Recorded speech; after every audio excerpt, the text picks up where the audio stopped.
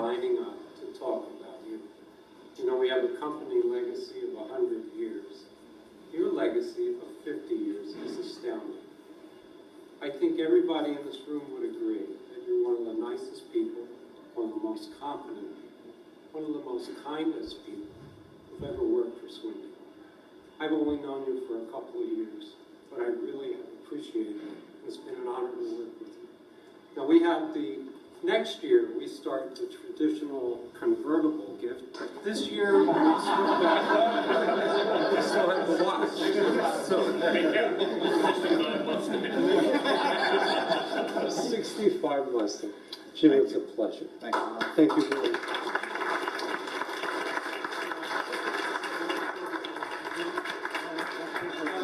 You know, they're lining up to speak for Jim and your son. Brian. You're the son. Yes. Your son. Oh, your kids want to say something. Okay. Sure. I can only imagine what they might say. I don't have anything written, but I'll try to swing it.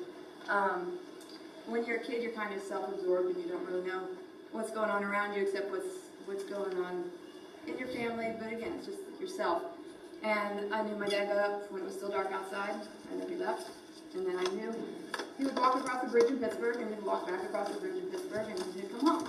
And he did that every single day. I cringed thinking about the time he got up in the morning to do that.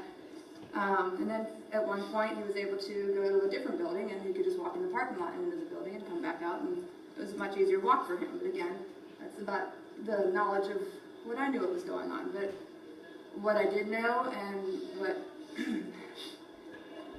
I'll remember forever,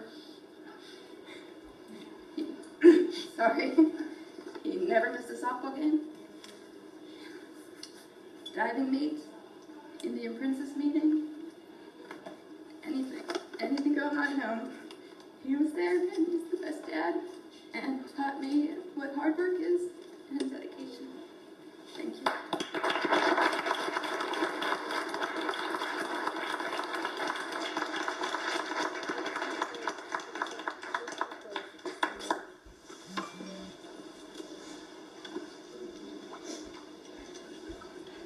So I'm more the writer. I'm trying to keep it brief. You might see 4 pages, but it's double-spaced and big letters. So I'm going to try to keep this reasonably short because, as my family can tell you, I can't tend to ramble on. I think that as kids, what we often tend to notice about our parents' jobs or careers is mostly in terms of the fun stuff that goes along with them. I'm seriously not joking, but I remember how great it was that partly because our dad was a draftsman, we had a really cool but unusual desk in our game room, complete with a high stool, hinged slope top, and all kinds of big drawers and compartments to play around in. Drawers filled with cool stuff like thick tracing paper, 3-sided ruler, T-squares of various sizes, protractors, compasses, and a multitude of templates to draw with, all kinds of shapes. And every kid in school always wanted to know where I got my awesome white erasers, encased in that trademark blue cardboard. As a kid, it was also great that for years my dad worked in what my eyes was the big city. This meant occasional trips downtown to meet him for something after work. Maybe the circus was in town, my mom would take me and my sister through Jenkins Arcade, to buy a candy treat before meeting up with my dad for the evening's events. Or maybe it was just to go and see the mysterious place where my dad spent a large part of his day. Because he worked downtown, this also meant that he'd often return home with any variety of really neat things that he purchased at an equally mysterious place called Ralph's. Sometimes it was just some sort of treat for us kids, but other times it was something that we had seen advertised on TV and figured that if anyone was able to get it, Dad would be able to find it at Ralph's. We also remember and took notice of all the fun of the company picnics. Years ago at a co-worker's house, sometimes at a grove in North Park, which always meant that a great softball game would be in the works, or in later years at Idlewild Park, the Pittsburgh Zoo, or Army Sports Complex, where now 3 generations, my mom and my dad, as well as their kids and grandkids, could all ride, play games, ice skate, play miniature golf, or take a crack at the batting cages all together. I remember the Thursday night 9-hole golf outings at Bon Air, the Saturday morning summer outings and what I knew as Denny's League, and now have had the opportunity to participate in occasionally, and how much my dad looked forward to the annual Tam O'Shanter weekend outings that he occasionally coordinated. I just wanted to make sure that my dad knows that while all this fun stuff was certainly great, it was most definitely not the only thing we noticed about the last 50 years. Working downtown was neat, but we noticed how you parked on what was called the North Side at the time. I guess now we have to call it the North Shore. And regardless of the weather, walked across the bridge and back. Yes, my sister stole my line. On a daily basis. We noticed how many times you would awake at a very early hour so that you could start your workday earlier than most. In fact, it was one of these very early morning hours that the infamous sweater incident occurred.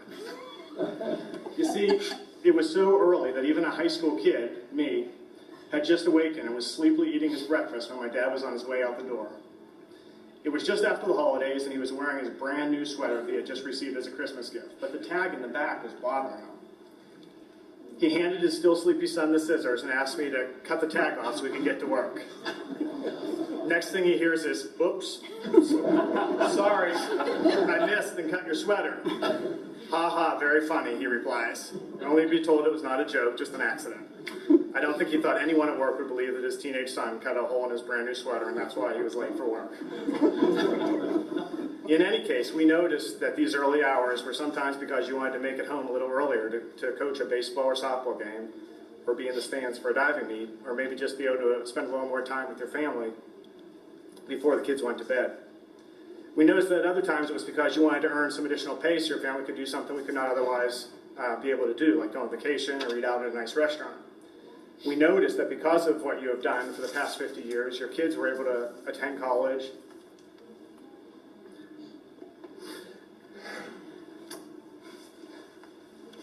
and go on to lead productive and comfortable lives. In short, we most definitely noticed all you have sacrificed and accomplished for your work over the past 50 years, and want you to know that we're not only proud of all you've done, but also how much we appreciate all you've done.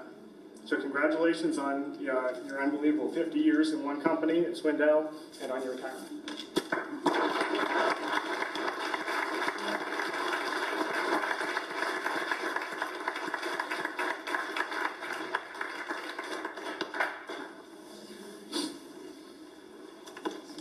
Okay, Jim, your turn. Is it my turn? No, I'm going before you. Oh, you. I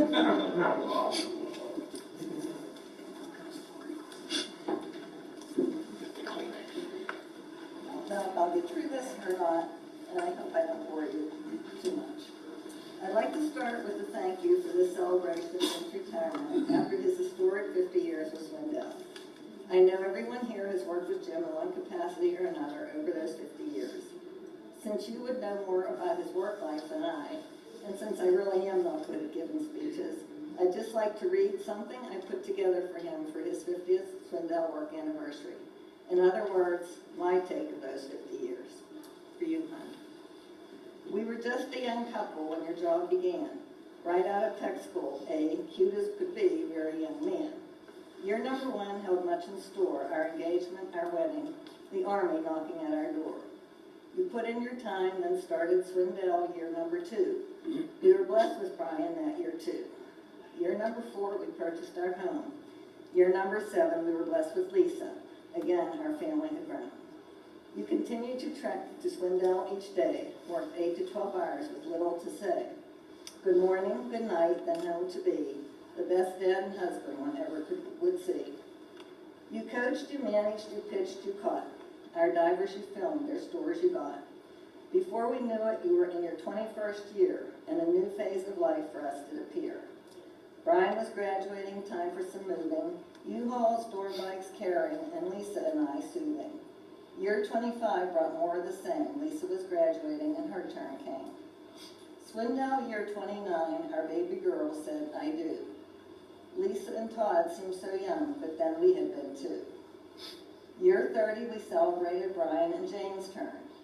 You only get them for a little while, we had to learn. Years Swindell, 33 to 37, our family of 6 to 10 grew. along with more blessings for this phase of life too. We've been privileged as grandparents to watch and see all that Katie, Megan, Jack, and Brady are and may be. For 50 years now, you've worked every day. You took care of your family in every way. Your work wasn't always easy, the stress level sometimes high. You have definitely earned your Swindell goodbye. Congratulations, hon. I'm happy that we are now retired together.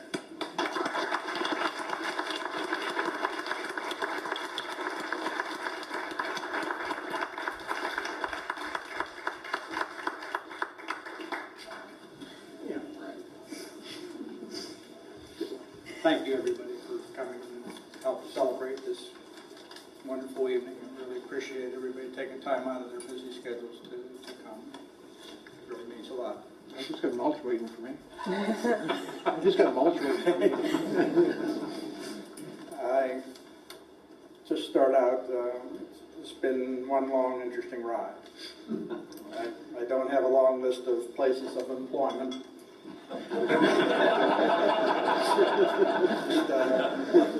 A 3-year stint of seasonal work with Allegheny County, where I worked at the golf course and the skating rink, and where I met my wonderful wife. In 1965, I interviewed with Kent Leidig for my job at Swindell, never thinking that 50 years later I would be retired from the same company. As most of you know, I'm a man of few words, and when I'd like to make those few words of appreciation. Along with the few words and very much hairspray, I remember being noted that I was the Don Cannon of Swindell Retirement.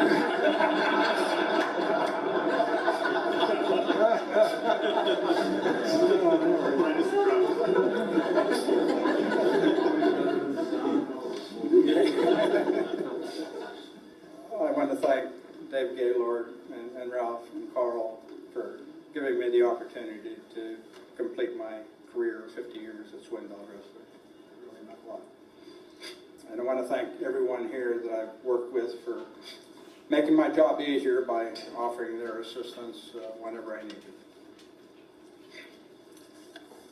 I also want to thank my immediate supervisors, project managers, service personnel, Jim Bushman, George and Jeff and Don Bazinski, Bob Eicher, Ron Orr, Jim Gilson, Greg Sullivan, John Blazina, and Carl Sullivan, and others that I may have forgotten to mention, but who are always in my thoughts, and appreciate everything everyone has done for me, helping me attain this 50 years. I especially want to thank my family for the support and encouragement they've given me through all these years, and for the beautiful speeches everyone's given, as well as the many speeches from employees, everyone here. Thank you, Mary Beth, for all your help in all situations, especially helping Mary Lee arrange her trip to Hawaii when I was in Australia. Thank you, Mary Mitchell and Mary Beth, for arranging this celebration dinner. It's been very nice, very beautiful. Can't tell you how much it means. Greatly appreciated. I treasure the friendships I've made over the years and hope they'll continue as I begin my third career retirement. Thanks again for everything.